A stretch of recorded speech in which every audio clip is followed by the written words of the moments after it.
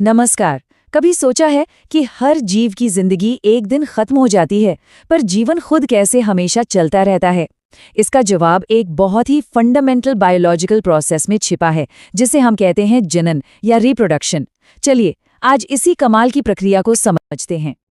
तो सोचिए जरा, अगर हर लिविंग थिंग की एक एक्सपिरेशन डेट है, तो फिर ये पीढ़ी दर पीढ़ी का सिलसिला कैसे चलता रहता है? इस बड़े से सवाल का बस एक ही जवाब है: जनन। असल में हर जीव का एक जीवन काल यानी लाइफ स्पैन होता है, मतलब जन्म से लेकर उसकी नेचुरल डेथ तक का समय। और ये समय, जैसा कि हम जानते हैं, लिमिटेड है। इसका मतलब लाइफ को आगे बढ़ाने के लिए एक प्लान बी तो होना ही चाहिए। और लाइफ स्पैन्स में ये वैरायटी देखिए, सच में हैरान करने वाली है। एक तितली जो बस 1-2 हफ्ते जीती है, तो वहीं एक कछुआ 150 साल तक जी सकता है। और बरगद का पेड़ तो देखिए, 400 साल से भी ज्यादा। ये दिखाता है कि चाहे जिंदगी छोटी हो या लंबी, उसे आगे बढ़ाने की स्ट्रैटेजी तो हर किसी को चाहिए। तो आज हम इस सफर में क्या क्या देखने वाले हैं? हम लाइफ की लिमिटेड नेचर से शुरू करेंगे, फिर रिप्रोडक्शन के 2 मेन तरीकों को समझेंगे, उस खास मोमेंट की बात करेंगे जब क्रिएशन होता है, और आखिर में देखेंगे कि कैसे एक सेल से पूरा का पूरा जीव बन जाता है। ठीक है, तो चलिए शुरू करते हैं। सबसे पहले बात करते हैं रिप्रोडक्शन के उस तरीके की जो बेसिकली एक कॉपी पेस्ट जॉब जैसा है, यानी अलैंगिक जनन या एसेक्सुअल रिप्रोडक्शन। तो एसेक्सुअल रिप्रोडक्शन की सबसे खास बात क्या है? इसमें सिर्फ एक पेरेंट की जरूरत होती है। इसका मतलब कोई मिक्सिंग नहीं, कोई फ्यूजन नहीं। जो ऑफस्प्रिंग यानी संतान पैदा होती है, वो जेनेटिकली अपने पेरेंट की हूबहू एग्जैक्ट कॉपी होती है। इसका सबसे क्लासिक एग्जाम्पल है अमीबा में होने वाला बाइनरी फिजन। यहाँ देखिए कैसे एक पेरेंट सेल बस बीच से स्प्लिट होकर 2 नई आइडेंटिकल डॉटर सेल्स बना देता है। 1 से 2 बनने का ये सबसे सिंपल तरीका है। पर रुकिए, सिर्फ स्प्लिट होना ही एक तरीका नहीं है। जरा यहाँ देखिए, यीस्ट और हाइड्रा में बडिंग या मुकुलन होता है। इसमें पेरेंट की बॉडी पर एक छोटा सा उभार, एक बड बनता है, जो धीरे धीरे बढ़कर एक नया जीव बन जाता है और फिर अलग हो जाता है। जब बात पौधों की आती है, तो ये अलैंगिक जनन की कहानी एक नया मोड़ ले लेती है। इसे अक्सर कायिक प्रवर्धन कहते हैं।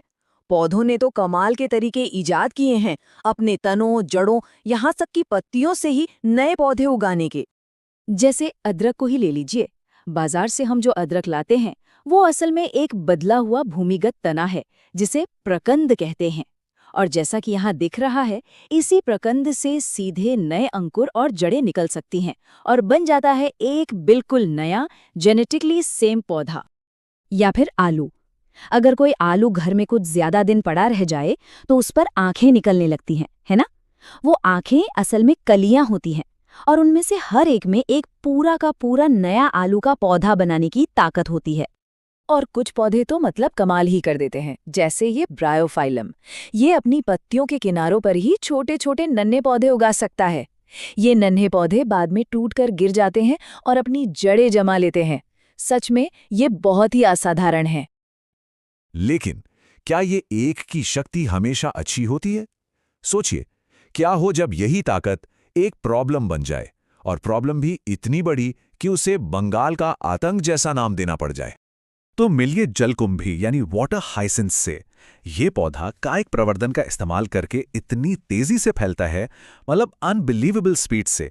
ये कुछ ही हफ्तों में पूरे के पूरे तालाब को ढक सकता है, पानी से सारी ऑक्सीजन खींच लेता है, और नतीजा, मछलियां और दूसरे पानी के जीव मरने लगते हैं। एक सुंदर दिखने वाला पौधा एक पूरे इकोसिस्टम का दुश्मन बन जाता है। तो एसेक्सुअल रिप्रोडक्शन का एंड रिजल्ट क्या है? ऐसे जीव जो मॉर्फोलॉजिकली और जेनेटिकली, मतलब दिखने में और जीन्स में, अपने पेरेंट की एकदम परफेक्ट कॉपी होते हैं। साइंस की भाषा में इन्हीं को क्लोन कहा जाता है। चलिए, अब कहानी में एक ट्विस्ट लाते हैं। क्या हो जब एक की जगह 2 पेरेंट्स शामिल हों? यहीं से शुरू होती है कहानी लैंगिक जनन यानी सेक्सुअल रिप्रोडक्शन की। ये स्लाइड इन दोनों के बीच का फर्क एकदम क्रिस्टल क्लियर कर देती है। एक तरफ है एसेक्सुअल रिप्रोडक्शन, एक पेरेंट, आइडेंटिकल ऑफस्प्रिंग और एक तेज और सरल प्रोसेस। दूसरी तरफ है sexual reproduction, 2 parents, unique offspring और एक धीमा और कॉम्प्लेक्स प्रोसेस। तो सेक्सुअल रिप्रोडक्शन का पूरा खेल असल में 2 स्पेशल सेल्स पर टिका है, नर और मादा युग्मक, जिन्हें हम गमीट्स कहते हैं। और ये सिर्फ इन सेल्स के बनने की बात नहीं है, बल्कि इनके आपस में मिलने यानी फ्यूज होने की भी कहानी है, जिससे एक बिल्कुल नया और यूनिक जीव बनता है।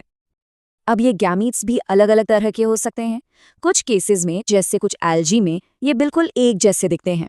इन्हें समयुग्मक या आइसोगैमीट्स कहते हैं। या फिर ये बहुत अलग हो सकते हैं, जैसे इंसानों में छोटा और मोटाइल मेल स्पर्म और बड़ा और नॉन मोटाइल फीमेल एग। इन्हें विषम युग्मक या हेटेरोगैमीट्स कहा जाता है। सेक्सुअल रिप्रोडक्शन करने वाले जीवों की लाइफ साइकिल अपने आप में एक पूरी कहानी है। ये एक जुवेनाइल फेज से शुरू होती है, जब बॉडी ग्रो करती है, फिर रिप्रोडक्टिव फेज में पहुंचती है और आखिर में सेनेसेंस यानी बुढ़ापे पर खत्म होती है।